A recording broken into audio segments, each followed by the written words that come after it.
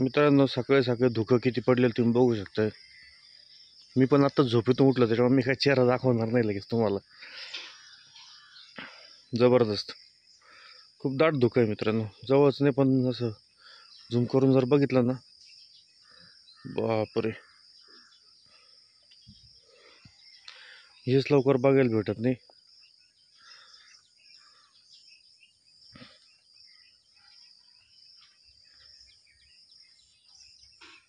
कुठं चालली? कुठं चालली? शाळेत चालली. आज शाळा आहे तुम्हाला?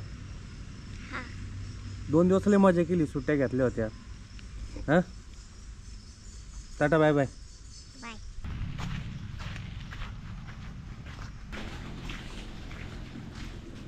मित्रांनो, बाबा यात्रा करून आले बरं का. कालच आले ती घरी, मस्त मजा करून आली. अजून कुठे गेले ते? काशीला, मातृगाया, पितृगाया आणि आपलं याला अयोध्या. अरे बापरे.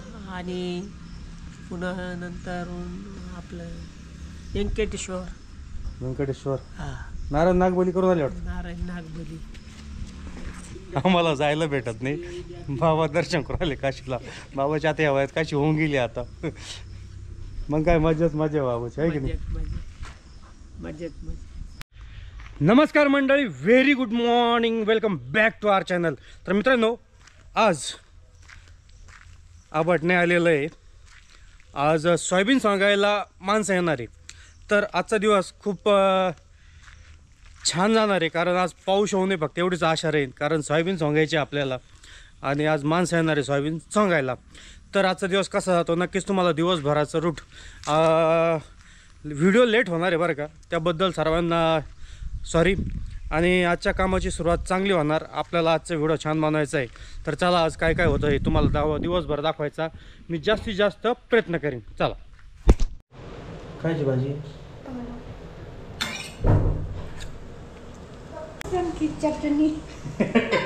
लसणाची चटणी. मित्रांनो, स्पेशल लसणाची चटणी आता तयार करतो आपण. त्याच्यात लसूण, मिरची, मीठ आता मिक्सरमध्ये बारीक करून घ्यायची मस्त.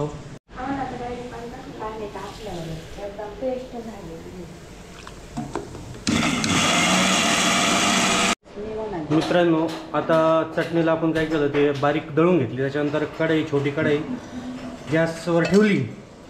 त्याच्यात 2 चमचे तेल टाकलं. आता ते गरम होऊन देऊ आणि त्याच्यानंतर लगेच तुम्हाला पुढची प्रोसेस दाखवतो. घरगुती लाल तिखट लसणाची चटणी कशी तयार करता महाराष्ट्रीयन पद्धतीनं आपण बघू शकतो. एकदम तिखट आणि आपल्याला सगळ्याला आवडती चटणी म्हणजे लाल तिखट चटणी. आज सहज घरात बनवत होते म्हणून म्हटलं चला आता एक व्हिडिओ बनवून घेऊ, लगेच तुम्हाला दाखवतो प्रोसेस त्याची. चला. सर्वप्रथम पहिले जिरे गेले मित्रांनो. त्याच्यानंतर थोडा हिंग टाकला आपण आणि त्याच्यानंतर आता जी आपण लाल तिखटाची जी पेस्ट केलेली ती त्याच्यात ओतली. तेल चांगलं गरम होऊन दिलं आणि अशा पद्धतीने ती मस्त हलवून घ्यायची. तडका चांगला बसलेला आहे चटणीला. हा वास पण खूप छान येतो.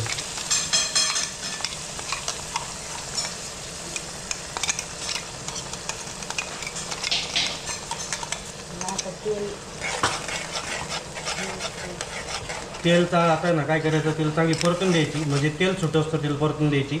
मग आपली चटणी तयार होते. आता जवळ किती वेळ परतून द्यावं लागतं? पाणी आटवसर म्हणजे एक 5-1 मिनटं तुम्हाला ती चांगली परतून द्यावं लागेल. पाणी आटून जाईल, तेल सोडील, तेव्हा चटणी तयार होते ती.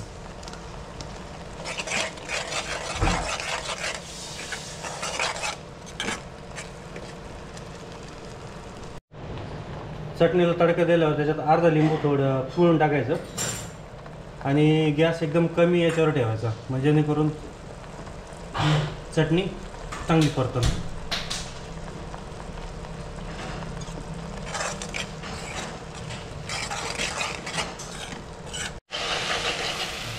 मित्रांनो, मग आता चटणीला तेल जोडलेलं आहे म्हणजे आपली चटणी तयार झाली.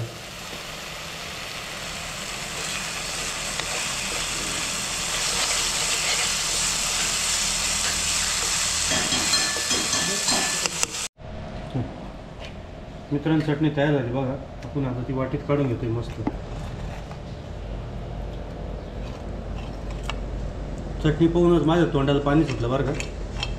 एकदम जबरदस्त रेसिपी. सगळं तुम्ही घरी करू शकता. तुम्ही आता ट्राय करून बघा. खूप छान रेसिपी.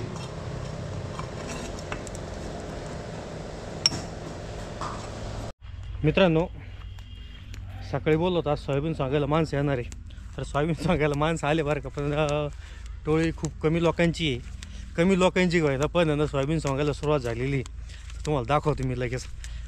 चला एक 5-6 माणसं असतील बहुतेक ते. चल तुम्हाला लगेच दाखवतो मी.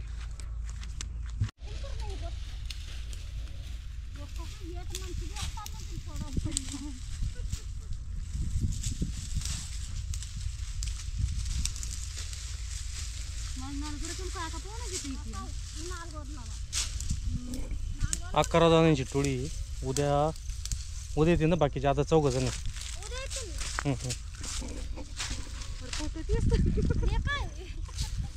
मित्रांनो रान फोडलं. सोंगायला सुरुवात झाली. बरं वाटलं. आता पावसाचं परत वातावरण म्हणजे आपटणं असं येतं जातं ऊन पडतं. पण सोंगायला सुरुवात झाली याचा आनंद आला. म्हणजे आज काय त्या 4 जणांनी जेवढं सोंगून येईल तेवढं होईल. आणि बाकीचं आता उद्या 11 जण राहतील. म्हणजे टोटल हे 4 जण धरून टोटल 11 जण राहतील. लवकरात लवकर सोंगून देऊ. लवकर सोयाबीन निघून देऊ. मग किती पाऊस येऊ. फक्त लवकर शेतकऱ्यांनी घाई करा. सोयाबीन सोंगून घ्या. पाऊस खूप येणार आहे की नाही बाबा. शेतकऱ्यांनी घाई केली कधी पाहिजे.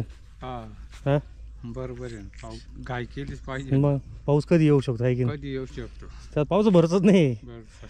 फक्त रान फोडायपुरते आणली होती त्यांना आठवड्यात थळ. उद्या त्यांची 9-10 माणसं आहे. हां त्या बोलले ना 11 जण म्हणून. बरं चालू चांगलं ते झालं. म्हणे उद्याला मग आम्हाला आज गवत घेतलं का दुपारून दर्श हां शाळा म्हणजे आम्ही 2 दिवस चालणे. बरं चला. एकदा सुरुवात तर झाली ना टेन्शन गेलं. मग नारळ फोडलं का. बरं